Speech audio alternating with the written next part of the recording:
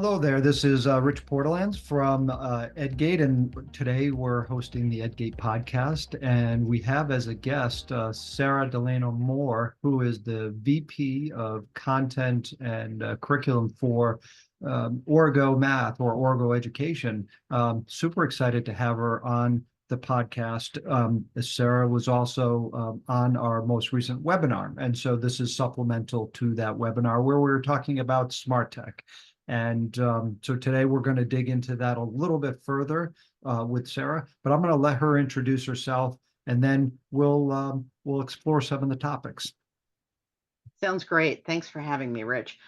As Rich said, I currently work at ORIGO Education. We're an elementary mathematics publisher of core and supplemental curriculum, and I'm the math lady. I'm part of the content team and support our customers and our internal team on making sure we get the math right, both accurate and accessible for teachers, because particularly in the elementary space, not all teachers are comfortable and confident with math. So we've got to present good math in a way that's accessible. I come to this work having spent some time as a subject matter expert at a supplemental publishing company, the company currently called Hand to Mind, where we do a lot of work with manipulatives and hands-on learning and how that helps students engage in the work. Prior to that, I was a classroom teacher and a university professor of math and science and math ed and those kinds of things. I've done a little bit of writing. So I was part of the Visible Learning for Mathematics writing team, have published some books on teaching with manipulatives and on working on word problems and helping that side of math make sense. So I bring, I think, a wide-ranging background to this and look forward to the conversation. Well, same here, and the content is one of the building blocks for education. We don't go any place without having quality content that we can work with. And when it comes to EdTech providers or other publishers, they're looking to gain opportunity within schools. They want to be accessible, and they want to play a part. And in order to do that, they need to be thoughtful to the educator. And so I think what your approach has been and ORIGO's approach has been, has really taken it from that lens of what does the educator need? And now, obviously, we're providing the education for the students, and ultimately they have to be considered. But I wanted to talk a little bit about supporting educators, because if we don't do that, I don't think there's any chance of getting into the classroom and being accepted. So starting there, what types of things are ORIGO doing today to help educators with their jobs so it makes it easier? So there are a number of things we think about in that regard. And the fact that our teacher-facing materials are digital first helps us leverage technology to support that work. At the beginning of a unit, there's information about what's the math we're going to teach, and it's linked directly to video resources if a teacher wants to learn more. All of the materials teachers need for a lesson are right there in the right-hand sidebar at point of use to say, click open in a new tab. We've partnered with Braining Camp, which is a provider of virtual manipulatives. And that serves in a couple of ways. Young children still need hands-on. I'm very much a believer in that. And there are limitations to hands-on. If we're trying to work with fractions and you've bought a set of fraction circles or towers or whatever shape, they're only 4 1/4. If I'm working virtually, there's an endless supply. And that allows kids to think more freely, to create different models, to keep counting beyond 4/4 to 5/4, 6/4, and 7/4, and build that sense of mathematics.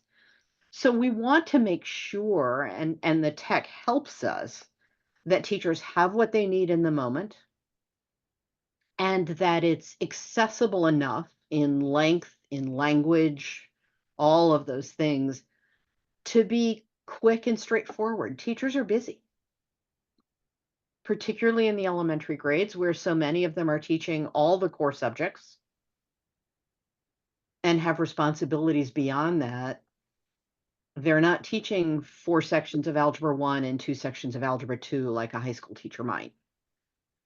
They're teaching math and language and reading and social studies and science and maybe some art and music, depending on the building and the day. It's a lot. So we want to make it accessible. And those are some of the ways we do that. Well, that's I think that's very insightful. Being able to provide those teachers with that accessibility, and if that person's not an expert within that subject matter, they can still provide instruction and be useful to the students because you're making it easy. And so we're talking, in terms of smart tech. Here's a really kind of down to earth, fundamental way in which companies can think about how, if I'm building new technology and I want to bring it and get it into the classroom, having it be accessible, having it be supportive. In terms of a tech stack within a classroom, what are you seeing out there today, and what approach do you have from a technology standpoint to not make it overwhelming for schools? Because we've heard that too much technology and they start to pull back. They can't manage 15 things. So how do you deal with that problem at ORIGO? Well, one of our core beliefs is that technology empowers teachers, it doesn't replace them. There certainly is tech out there that asserts I can do the teaching and I can personalize in the weeds and this, and I don't think our tech is there yet. Whether it'll get there, I think there's a lot of art to teaching, so I'm not sure how much I want it to get there, to be really honest. But the core issue, I think, especially in the elementary grades, is that nothing replaces the power of hands-on, play-based learning and thinking. So when we think about technology, we think about it primarily supporting the teacher. That includes virtual activities and games that can be projected, so we can play the left half of the room against the right half of the room, or model a game and then kids go off to their own devices and use that. We have big books that are part of our math curriculum, and in the last few years have made them available in an animated format where there's a narrator who reads and, if you'd like, pauses and asks questions.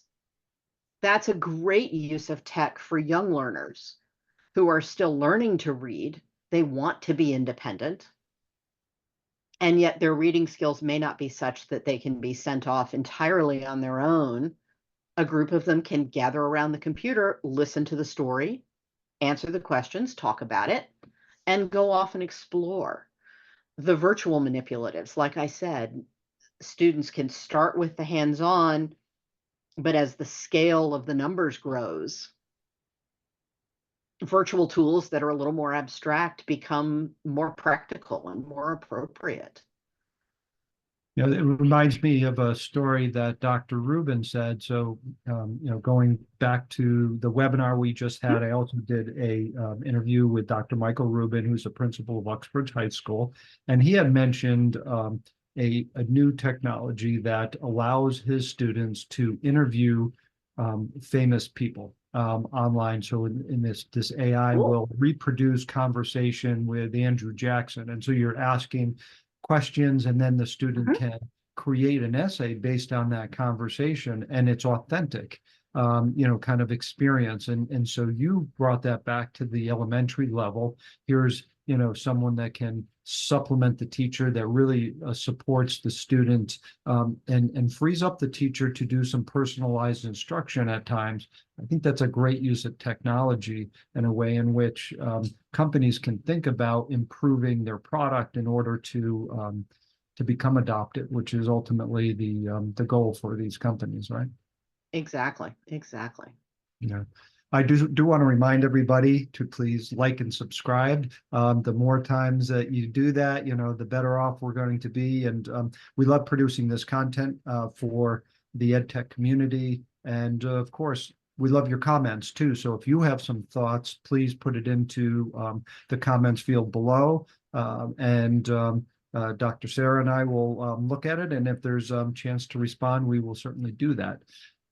I wanted to move on a little bit. You had recently you posted a short article on LinkedIn on space to learn.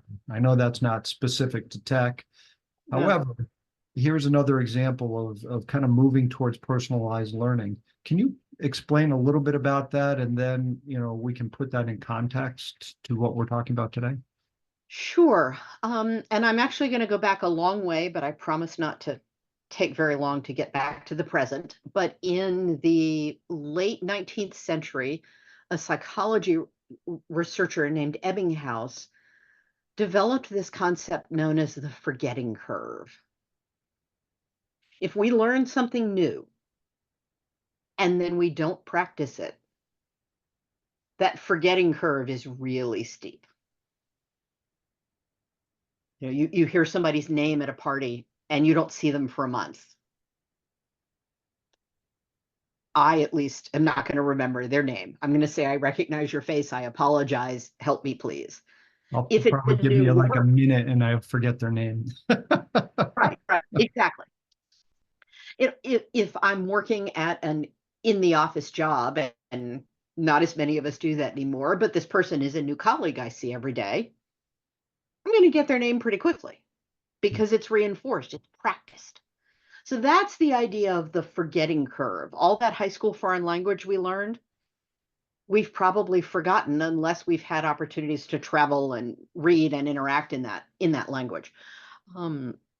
So what spacing does is combat the forgetting curve, because we know from research, whether it's the visible learning work or other bodies of research, that if I have 3 short sessions or 4 short sessions of learning with some practice in between, that learning lasts longer than one massed session.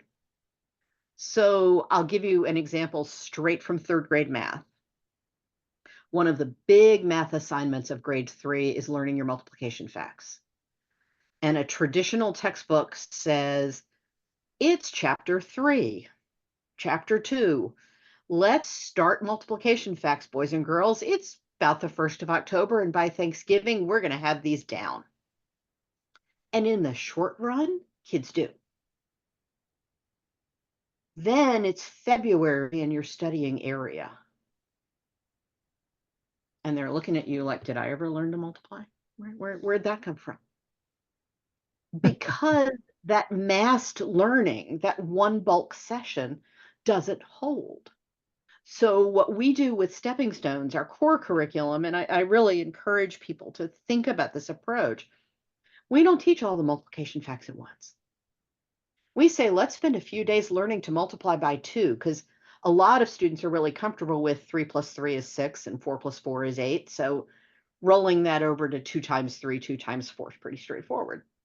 Then we'll practice that a little bit. Then we'll come back and we'll do that again, because times 2 and then times 2 again, that's times 4 and times 8. And so we have a series of strategy-based short periods of instruction. And by February, you've learned your multiplication facts and you're much more likely to retain them because you've had that ongoing practice to mitigate the forgetting curve. That's fascinating. I don't think I've ever heard that term, the forgetting curve, but it just makes so much sense. I mean, from instruction of my time, and Right. certainly everything was block-based learning, and depending on the learning style of the individual, that was sometimes effective, but most of the time not effective, right? And so we want to improve that over time. So if I'm taking that approach, do you have any anecdotal thoughts on how somebody, if I'm a EdTech provider, how do I use that knowledge to improve my product? There are two layers to think about. One is, how are you going to partition the curriculum into smaller chunks and sequence them? And then the second is, what's the practice component look like between those events of learning? Because there needs to be really systematic practice and review to keep that content active in our brains. It's called retrieval practice. The information's in there, you got to practice getting it out. And so we have to look at that. And as curriculum developers, we have the scale and the bandwidth to think about that and look at what's the flow going to be and how do pieces fit together and design that structure. As an individual classroom teacher, I think the practice component is the place to begin. Because I can, as practice, say, I'm going to give you 2 or 3 questions about what we learned today, and 2 or 3 questions about what we learned last week, and 2 or 3 questions about what we learned last month. And here's a nice 6, 8, 10 problem homework assignment.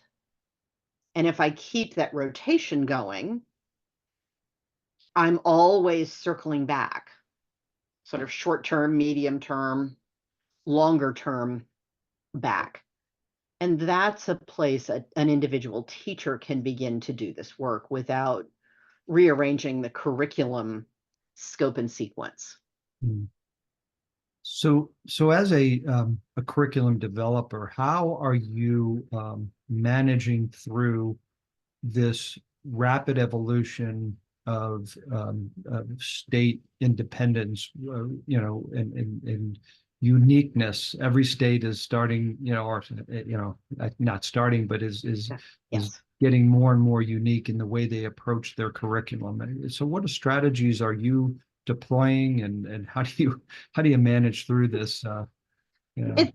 It's a huge challenge. And if I may say for a moment, I don't think this move towards state independence benefits teachers and kids. And I say that because we are such a mobile society. Whether you're in a community that has a large military presence, and so families move as parents are reassigned, whether you are in a community that houses a large corporation where parents have to be corporate gypsies in order to move up the ladder and progress, or whether you're just in a place people want to be and people come to. There are lots of reasons people move. It benefits children to have a consistent education regardless of where they live. And so and I say that because one of the first things we do when we look at all of this drift that states are having in their standards is we start by thinking about what do they still have in common. Yeah. Multiplication facts are still going to be there. There might be some detailed differences about what's expected in 3rd grade versus what's expected in 4th, those kinds of things, but the core ideas are there. So from a curriculum perspective, we start with that core, and then we think about how do we expand it in ways that are meaningful to children and teachers, that allow us to address a broader set of state standards, and that don't conflict with other state standards when we do that. And I'll give you an example. Some states have added temperature as a form of measurement to the elementary math curriculum. Okay. I think of temperature as more of a science thing, but that's okay. Some states include what I call calendar math.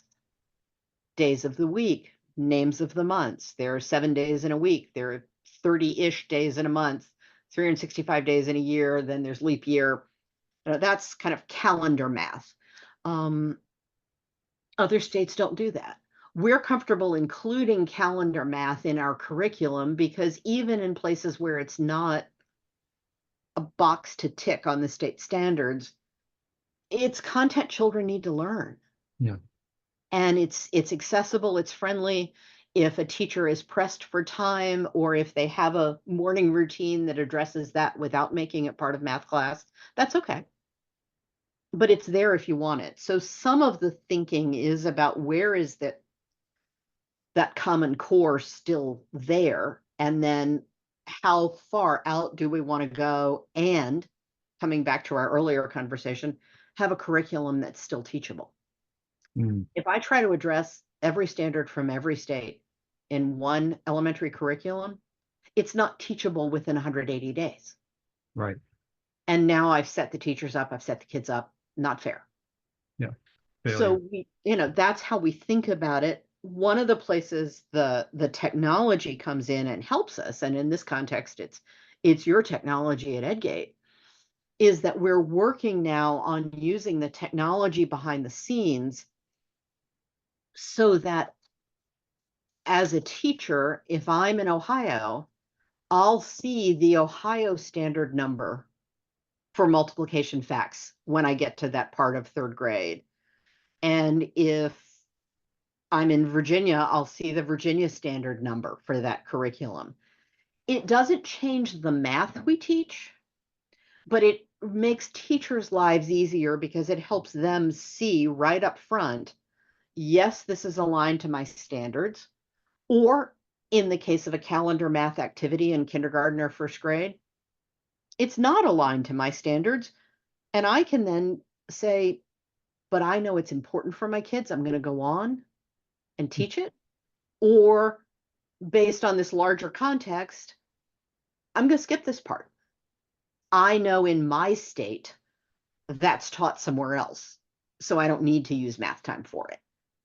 And it empowers teachers to make those decisions about how they teach when we can give them better information about what standards different lessons are addressing, because standards are one of the drivers of the curriculum. Well, as we know today, I think the statistic that's coming out, it's approximately 1/3 of all standards change every single year. So here you have millions of standards to start with, and then Mhm. they continually change. And so, managing through that process, a body of curriculum it can be overwhelming. It used to be that I could kind of run through state math standards once a year or so because people were on very predictable cycles. I check it once a quarter now. Wow, big difference. It's a huge difference, and it's generally pretty quick. I have my list of websites and click through them, but it is moving fast, and we can't be behind. So that's what it takes. And that's where I know EdGate is really focused on how can we, our approach to the market is, the support for the secondary market, for the publishers, for the EdTech providers, to make sure that they understand the changes to the standards, how to align the standards, the gaps that exist between state to state standards, and things like that. And I'm proud of the work that the team does, because it's very focused. Sometimes people get a little too broad. They try to do too much, but it seems like EdGate is very focused on what they do, and they do it as best as they possibly can. And so just a little plug for what they're doing. For But sure. and I think you work with Kathy, right? Don't you? Mhm. You do some work with her, and she's Yeah. just an amazing resource to me. I mean, Yeah. She got me started in understanding the system and how it works. And it's astonishing, the power of having the data in an organized and accessible fashion.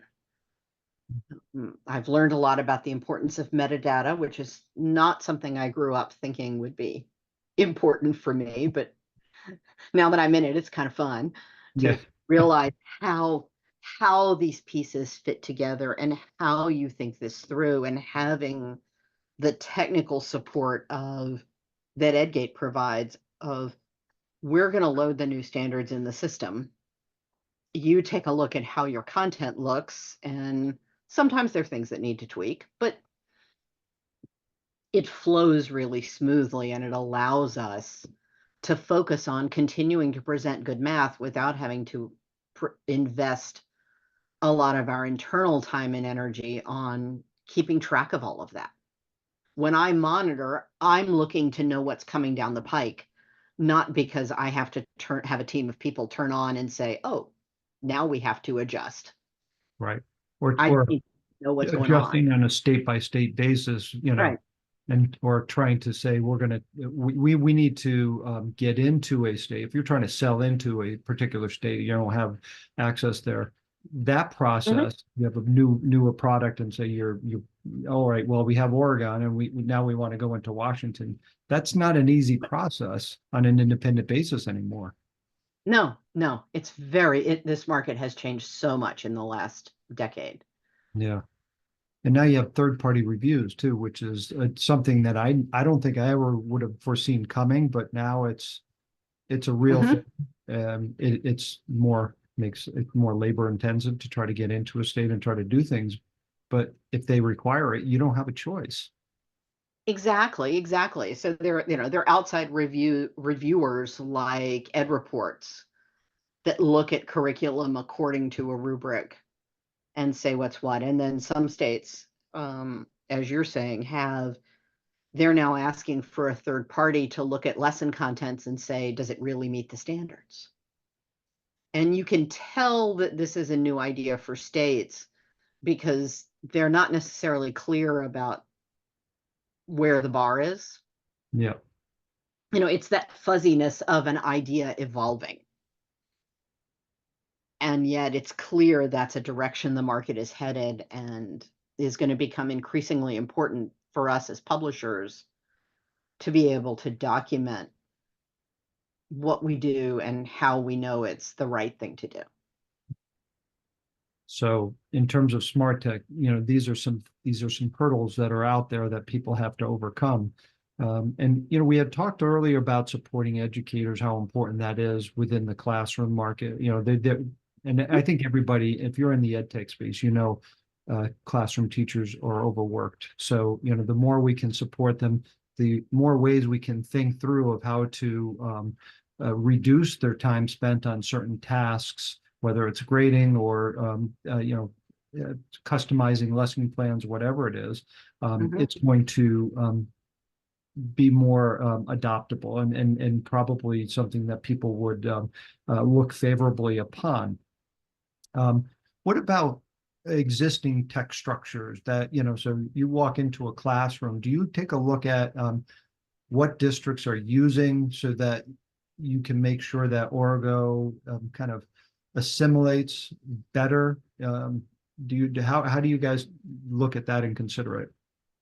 We do think about it, and it's interesting the ways that plays out. There's integrating with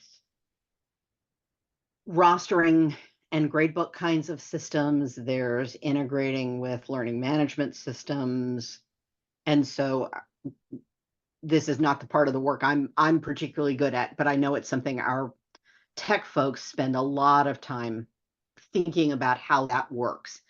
And those conversations have become more and more a part of the adoption conversation. How are you going to roster students? What kind of connectivity do you want digitally? We think about what kind of hardware is in the classroom. And it's interesting when you use virtual manipulatives and other kinds of things on an interactive whiteboard, the age of the tech matters. We noticed in one school where some teachers were having a hard time with some of the digital tech and others were not. I was talking with one of the coaches, and he finally figured out that the hallways where things were going well had just gotten new boards. And the hallways where things were struggling were still using hardware that was 4, 5, 6 years old. And it had been updated and maintained, but at some point it ages. And to realize that, okay, this summer, I think the last of the classrooms in that building are going to get the new hardware. We have to be responsive to that as the publisher. We also have to be aware that when someone says it's not working, have you updated your hardware? where are we? Because there's so many moving parts now that there didn't used to be.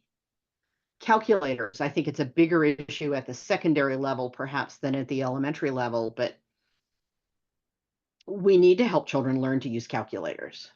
And now we've got to think not only about the calculator school might provide, but the one we wear on our wrist, the one we carry with our phones.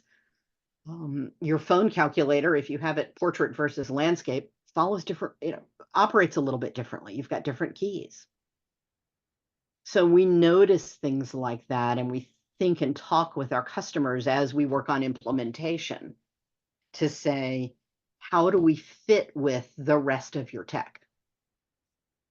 Well, I think that really to me speaks to something I believe in. It's customer service, so at times as ed tech providers, and I can put myself in that category because, I've started an ed tech company.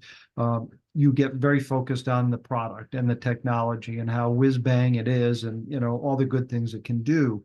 But if you don't have this customer support alongside of it, then often it's very easy to miss the mark. And so what you just described and what I heard you say is, being there to understand the other pieces of technology that come into play, understanding the classroom environment, some of the age of the technologies that might be there, and accommodating as best as possible gives you a better chance to be able to support and be able to be adopted within that classroom.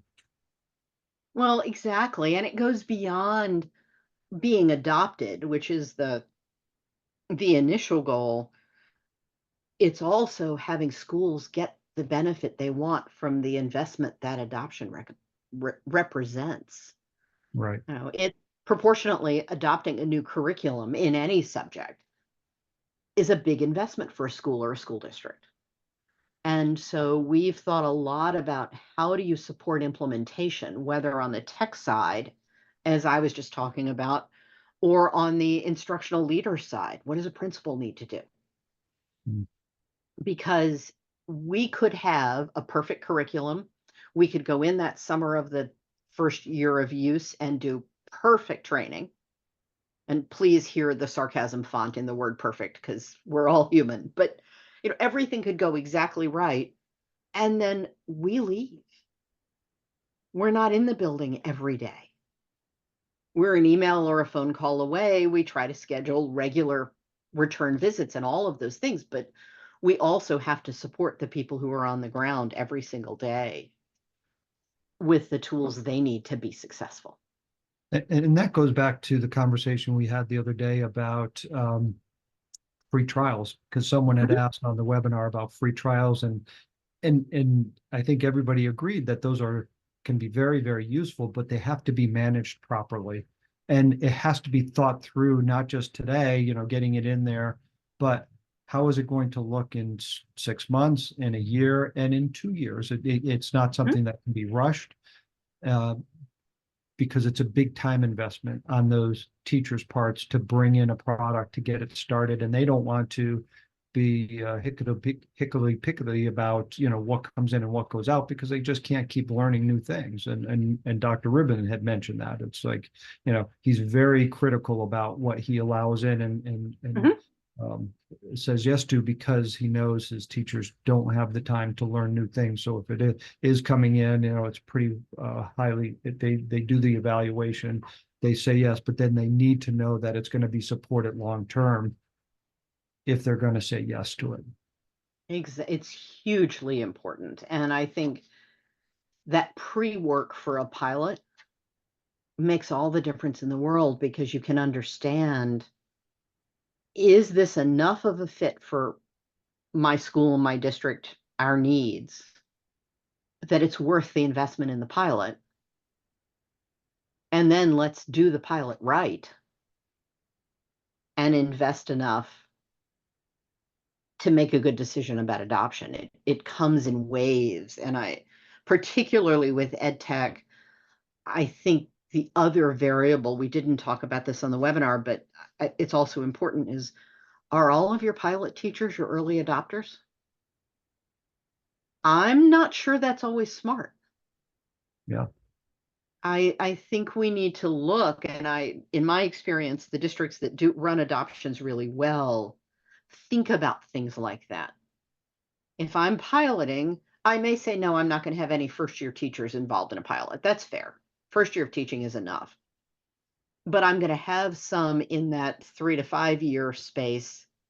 I'm going to have some with a longer tenure. I'm going to have some of the old guard, as it were, because I need that perspective. Technology changes so fast that different ones of us are comfortable with different aspects of it and the change. And so I can have a pilot that's great with a group of early adopters, and I have to figure out how everybody can use it. And if I don't have a preview of what some of those hurdles for my more reluctant team members are, I Yeah. could get stuck. That's a really great consideration. If you're an ed tech provider and you're listening to this, there is that continuum of personality types that exists, whether they're early adopters to the mainstream, to the laggards.